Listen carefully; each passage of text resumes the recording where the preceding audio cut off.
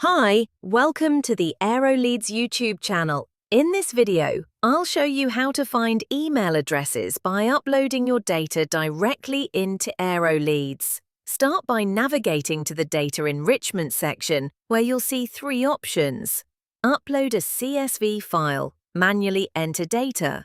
Upload LinkedIn profile URLs. Let's begin with the Upload CSV option. After selecting it, you can upload your CSV file. Please make sure your file follows the correct format. Each entry should include the first name, last name, and company name. The job title is optional, but can help improve accuracy. Alternatively, you can manually enter the first name, last name, and company name for each contact. The third option allows you to upload LinkedIn URLs, which AeroLeads will use to fetch the associated email addresses. Once your data is ready, simply select the list where you'd like to save the profiles and click Submit. Your data will be processed and added directly to your AeroLeads account. Thanks for watching. Don't forget to like and subscribe for more tutorials.